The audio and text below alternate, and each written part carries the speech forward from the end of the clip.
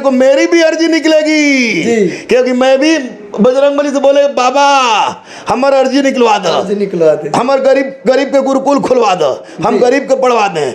धर्म जाति backward forward SC ST हिंदू मुस्लिम मंदिर मस्जिद के स्थान पर कलम क्रांति की रास्ता दिखा दीजिए। जय हो बाबा बजरंगबली, जय हो बाबा धीरेन्द्र शास्त्री। पवन पुत्र हनुमान का आशीर्वाद है और जिस पर उनका आशीर्वाद किया है बजरंगबली का भक्त ढोंगी हो जाएगा, हो ही नहीं सकता, असंभव बात है जी। सीना चीर के जिसने दिखा दिया होगी ये भक्ति है जी, वो व्यक्ति का उपासक ढोंगी हो जाएगा, असंभव।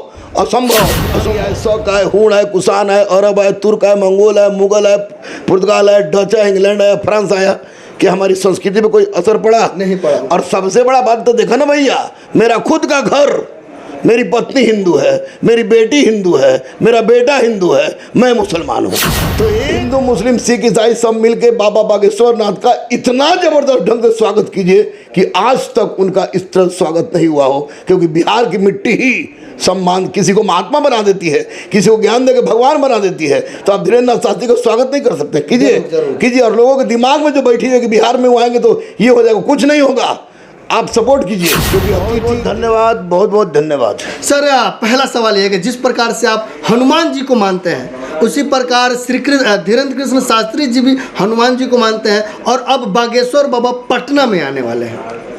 मैं हृदय के आंतरिक गहराइयों से बाबा का नमन करता हूं, बाबा का स्वागत करता हूं। और बिहार की सरजमी जो है अतिथि देवो भव की भावना से हम लोग प्रेरित होते रहे हैं, सनातन संस्कृति को हम लोग वाहक रहे हैं जी। तो सनातन संस्कृति के वाहक होने के नाते और बिहार की सरजमी जहां पर अतिथि देवो भव और अतिथि का सत्कार करना स्वर्ग के मार्ग को दिखलाने का कार्य करता है, इस सरजमी पर, बिहार की सरजमी पर बाबा धीरेन्द्र नाथ शास्त्री जी का हृदय से बहुत बहुत स्वागत। क्योंकि मैं एक तुच्छ बजरंगबली का भक्त हूँ और एक बहुत बड़े बजरंगबली के भक्त आ रहे हैं, तो निश्चित रूप से बिहार का कल्याण होगा, पटना का कल्याण होगा, बिहार के छात्रों का कल्याण होगा, इनकी बेरोजगारी दूर होगी। आपके जितने भी फैंस हैं, खास करके छात्र लोग हैं और बिहार के जितने दर्शक हैं हमारे, वो जानना चाहते हैं कि क्या गुरु रामान जी बागेश्वर बाबा का दर्शन करने के लिए नौबतपुर जाने वाले हैं कि नहीं? अरे भैया, हम तो छतरपुर जाने वाले थे जी। ये तो बजरंगबली की असीम कृपा हो गई कि खुद बाबा आ रहे हैं पटना में जी। तो निश्चित रूप से मैं जाऊंगा और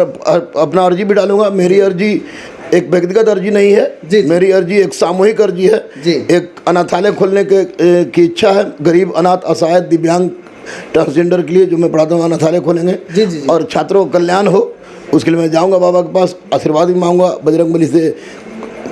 आशीर्वाद तो है ही, मैं बाबा से कहूँगा कि बजरंगबली से कहिए ताकि आशीर्वाद मिले हमको, और मैं जो कार्य कर रहा हूँ गरीबों के लिए उस कार्य में सफल हूँ।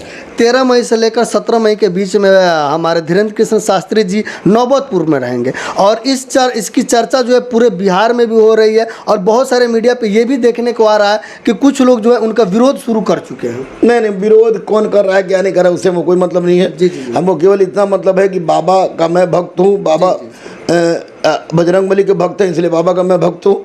और बजरंगबली का भक्त को कहीं भी आता हो, कहीं भी जाता हो तो गलत नहीं हो सकता है, और बजरंगबली के भक्त का विरोध करना गलत है जी। लेकिन सर, आपसे जानना चाहेंगे, पटना के अलग अलग इलाकों में जितने भी बाबा के स्वागत के लिए होर्डिंग लगे हुए हैं उसको फाड़ा जा रहा है, वो भी वीडियो बना के। नहीं, मानसिक रूप से पीड़ित लोग कुछ भी कर सकते हैं जी। इसमें कौन फाड़ रहा है कौन नहीं फाड़ रहा है तो प्रशासन का है। वो तो प्रशासन पकड़ के देखे कौन है, उसको सामने लाए, क्योंकि ये गलत बात है। अतिथि का सत्कार करना हमारी जननी सिखाती है, तो उनका पोस्टर फाड़ देने से क्या होगा, बाबा का महत्व घट जाएगा जी। तो बिल्कुल गलत है, और प्रशासन को चाहिए कि जितना जल्दी हो सके उस सरफिरे को पकड़े और पकड़ के सामने लाए। गुरु रामान जी, जैसा कि जिस प्रकार से आपका रहमान नाम है और हनुमान जी को पूछते हैं, आपका क्या भावना है कि जिस प्रकार से धीरेन्द्र शास्त्री जी जो है हिंदुस्तान को हिंदू राष्ट्र बनाने की बात करते हैं, लेकिन कुछ लोग ये कहते हैं कि कौन सी हिंदू राष्ट्र की बात कर रहे हैं? देखिए, मैं एक पढ़ा लिखा आदमी हूँ जी और इतिहास का छात्र हूँ, इतिहास का गहनतम अध्ययन मैंने किया है जी। तो हिंदू राष्ट्र का मतलब मेरे समझ से जो होता है, हिंदू राष्ट्र का मतलब होता है एक ऐसा राष्ट्र जी, हिंदुस्तान में रहने वाला तमाम व्यक्ति जी, हिंदू मुस्लिम सिख ईसाई जो भी है वो सबसे पहले हिंदू है जी। और हिंदुस्तान में को हिंदू राष्ट्र बनाने की जो बाबा बात कर रहे हैं, तो उसका मतलब कदापि केवल हिंदुओं से नहीं है। अगर केवल हिंदुओं से है तो उसको मैं नहीं मानता हूँ। लेकिन जिस तरह पाकिस्तान में रहने वाला पाकिस्तान राष्ट्र है, अमेरिका में रहने वाला अमेरिका राष्ट्र अमेरिकन है, फ्रांस में रहने वाला फ्रांस है, जो हिंदुस्तान में रहने वाला हिंदू राष्ट्र है। इससे कोई उलटफेर की बात नहीं। लेकिन मेरे हिंदू राष्ट्र और बाबा के हिंदू राष्ट्र में क्या है, बाबा भी यही सोचते हैं, मैं तो यही सोचता हूँ कि हिंदू राष्ट्र का मतलब हिंदू मुस्लिम सिख ईसाई सब आपस में मिलकर रहें और उनके लिए मुल्क पहले हो, धर्म बाद में। लेकिन उनके विरोधियों को तो ये कहना है कि वो बार बार सिर्फ सनातन की बात करते हैं, सनातन की बात करते हैं और हिंदू मुसलमान तोड़ने की बात करते हैं। देखिए, हिंदू मुसलमान की बात आप कर रहे हैं, पूछ रहे हैं, या हमसे सनातन की बात कर रहे हैं? अगर सनातन की बात कर रहे हैं तो मैं एक आपको बात दावे के साथ कह सकता हूं जी सर, कि बहुत सारे लोग ऐसे हैं जो जिन्होंने केवल सनातन सुना है, सनातन पढ़ा है, लेकिन सनातन को जाना नहीं। सनातन का मतलब जीवन जीने की पद्धति होती है। हमारा हमारे पड़ोसी के साथ, बहन के साथ, भाई के साथ, मुल्क के साथ, देश के साथ, गाय के साथ, धरती के साथ, प्रकृति के साथ क्या कर्तव्य है, उस कर्तव्य का सफलतापूर्वक निर्वहन सनातन कहलाता है। सनातन कोई व्यक्तिगत हिंदू का धर्म नहीं है। दुनिया की तमाम विचारधाराएं जो निकली है वह सनातन के गर्भ से निकली है, इसलिए मैं सनातन का तो फिर आखिर में उस सनातन की जब बात कर रहे हैं तो लोग क्यों उसका विरोध कर रहे हैं सर? लोग समझ नहीं पा रहे हैं। लोग जब तक समझेंगे नहीं कि सनातन क्या है तब तक वो विरोध करेंगे। सनातन का मतलब समझ रहे हिंदू, ऐसा कोई बात है ही नहीं। सनातन का मतलब होता है कि हमारी वो संस्कृति जिसने संपूर्ण विश्व को सभ्य बनाया है, भाई उसी सनातन की बात हो रही है। सनातन कोई हिंदू मुस्लिम की बात नहीं है। लेकिन अगर सनातन ये है, अगर हिंदू की बात करना अच्छी चीज़ है, तो फिर आखिर में मुजफ्फरपुर में एक वकील के द्वारा बागेश्वर बाबा के आने से पहले केस क्यों कर दिया जाता है कि बागेश्वर बाबा हिंदू मुसलमान करने के लिए पटना आ रहे हैं? बाबा का कोई ऐसा वीडियो दिखाइए जिसमें उन्होंने कहा हो कि हिंदुस्तान केवल हिंदुओं का देश है, यहाँ से मुसलमानों को हटा देना चाहिए, सिख को हटा देना चाहिए, ईसाई को हटा देना चाहिए। ऐसा तो करने का मतलब ही नहीं, हो ही नहीं सकता है, असंभव। सदियों से हम साथ रहे। यूनानी आए, शक आए, हूण आए, कुषाण आए, अरब आए, तुर्क आए, मंगोल आए, मुगल आए, पुर्तगाल आए, डच आए, इंग्लैंड आया, फ्रांस आया, कि हमारी संस्कृति पे कोई असर पड़ा? नहीं पड़ा। और सबसे बड़ा बात तो देखा ना भैया, मेरा खुद का घर, मेरी पत्नी हिंदू है, मेरी बेटी हिंदू है, मेरा बेटा हिंदू है, मैं मुसलमान हूँ।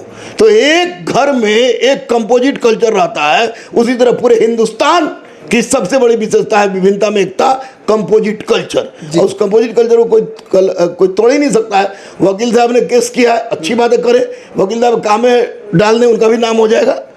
लेकिन मैं तो भैया बाबा का भक्त इसलिए हूँ कि बाबा बजरंग बली के भक्त हैं, और बजरंग बली का जो भक्त होगा वो ढोंगी नहीं हो सकता है। बागेश्वर बाबा जो ढोंगी नहीं हो सकते, असंभव। कोई भी व्यक्ति अगर बजरंग बली का भक्त है तो ढोंगी नहीं हो सकता है। बाबा तो बहुत ऊपर की चीज़ है, मैं किसी व्यक्ति को कह रहा हूँ। बजरंग बली ने सिखाया नहीं है। बजरंग बली कर्तव्य है, त्याग है, निष्ठा है, भक्ति है, समर्पण है। अगर इस सब चीज़ सीखने का मतलब और जानने का मतलब ढोंगी है तो पूरा वर्ल्ड ढोंगी है। बजरंग बली कैसे? बजरंग बली का भक्त ढोंगी हो जाएगा? हो ही नहीं सकता, असंभव बात है। सीना चीर के जिसने दिखा दिया होगी ये भक्ति है, वो व्यक्ति का उपासक ढोंगी हो जाएगा? असंभव, असंभव, असंभव। बागेश्वर बाबा जिस प्रकार से दिव्य दर्शन करते हैं और लोगों की समस्याओं को सुनते हैं, आपको क्या लग रहा है कि उस प्रकार से हनुमान जी उनको सारी चीज़ें बताते होंगे क्या? देखिए, हनुमान जी को टेलीफोन में थोड़े बताएं। मैं बजरंग बली का भक्त हूँ, मामूली सा। बिना बजरंग बली का नाम लिए मैं कोई काम नहीं करता हूँ, और अपने गले में हमेशा बजरंग बली को रखता हूँ। बिना बजरंग बली के मैं क्लास में भी नहीं जा सकता। तो जब गुरु रहमान किसी के माथे पर दरोगा लिखता है, दरोगा बनता है, डीएसपी लिखता है, डीएसपी बनता है, आईपीएस लिखता है, आईपीएस बनता है। तो जब मेरे जैसा मामूली आदमी बजरंग बली के भक्त होने के नाते जो मैं लिखता हूँ वो सही हो जाता है, तो फिर बाबा धीरेन्द्र नाथ शास्त्री जी तो कट्टर अनुयायी हैं, उनके बहुत बड़े भक्त हैं। हम तो मामूली प्यादा हैं। मामूली प्यादा की बात जब बजरंग बली सुनते हैं तो उनकी बात क्यों नहीं सुनेंगे? इसमें कोई चमत्कार नहीं है, कोई ढोंग नहीं है। ये साक्षात पवन पुत्र हनुमान का आशीर्वाद है, और जिस पर उनका आशीर्वाद किया है चमत्कार जरूर हुआ है। क्या लग रहा है, पटना में भी वो दिव्य दरबार देखने को मिलेगा? बिल्कुल, 15 तारीख को 15 तारीख को मिलेगा और 15 तारीख को मेरी भी अर्जी निकलेगी, क्योंकि मैं भी बजरंगबली से बोले बाबा हमार अर्जी निकलवा दो, हमार गरीब के गुरुकुल खुलवा दो, हम गरीब के पढ़वा दें। धर्म जाति बैकवर्ड फॉरवर्ड SC ST हिंदू मुस्लिम मंदिर मस्जिद के स्थान पर कलम क्रांति की रास्ता दिखा दीजिए। जय हो बाबा बजरंगबली, जय हो बाबा धीरेन्द्र शास्त्री। गुरु रहमान जी एयरपोर्ट पे बाबा का स्वागत करने के लिए, एयरपोर्ट पर मैं नहीं जाऊंगा, एयरपोर्ट पर इसलिए मैं नहीं जाऊंगा कि एयरपोर्ट पर बहुत लोग भीड़ होगा और एयरपोर्ट एक ऐसा जगह है जहाँ पर किसी भी तरह का विवाद अगर होता है तो गलत जगह होगा, इसलिए एयरपोर्ट में मैं नहीं जाऊंगा। लेकिन वहाँ नवतपुर में मैं जरूर जाऊंगा 15 तारीख को, क्योंकि बाबा चाहे बाबा को चाहिए कि बुला लें हमको, बुला लें, मैं एक फकीर आदमी हूँ, बुला लें, नहीं तो मैं जाऊँगा, निश्चित रूप से जाऊँगा। दर्शकों को क्या कहना चाहेंगे बाबा के स्वागत के लिए? बोलेंगे कि भैया बिहार की परंपरा अतिथि देवो भव, हिंदू मुस्लिम सिख ईसाई सब मिलके बाबा बागेश्वर नाथ का इतना जबरदस्त ढंग से स्वागत कीजिए कि आज तक उनका इस तरह स्वागत नहीं हुआ हो, क्योंकि बिहार की मिट्टी ही सम्मान, किसी को महात्मा बना देती है, किसी को ज्ञान देकर भगवान बना देती है। तो आप धीरेन्द्र शास्त्री का स्वागत नहीं कर सकते? कीजिए। और लोगों के दिमाग में जो बैठी है कि बिहार में वो आएंगे तो ये हो जाएगा, कुछ नहीं होगा। आप सपोर्ट कीजिए, क्योंकि अतिथि देवो भव, अतिथि देवो भव। और हमारे लिए धीरेन्द्र शास्त्री जी अतिथि हैं, बजरंगबली के भक्त हैं, इसलिए उनका सम्मान करना हम लोग का फर्ज बनता है, कर्तव्य बनता है। सर चलते चलते मैं चाहूंगा कि हनुमान जी का कोई एक छोटा सा भजन या गीत हो जाए। गीत हम नहीं जानते भगवान, चूंकि हर चीज हम पढ़ते हैं। मैं इतना जानता हूँ कि संकट मोचन है ये हमारे बजरंगबली कि बाबा मेरी भी नैया पार लगा दे, बजरंगबली मेरी भी नैया पार लगा दे, यानी कि भूत पिशाच निकट नहीं आवे, महावीर जब नाम सुनावे। उस अवधारणा से पोषित होकर मैं कोई भी काम करता हूँ बजरंगबली का पढ़ता हूँ, क्योंकि बजरंगबली किताब लेकर मैं पढ़ता हूँ, आप सुंदरकांड भी कराता हूँ जो आप जानते हैं। तो उस हिसाब से मुझे लगता है बस बाबा बजरंगबली हैं, अजर हैं, अमर है, हर जगह है, और उनका आशीर्वाद सबको मिले तो निश्चित रूप से भारत विश्व गुरु को प्राप्त करेगा। और ये साक्षात कलयुग में बजरंगबली का आशीर्वाद मिल रहा है कि लोगों की समस्या दूर हो रही है। ये प्रमाणित कर रहा है इस बात को कि बजरंगबली हर जर्रा जर्रा में विद्यमान है। चलिए बहुत बहुत धन्यवाद आपका। Thank you.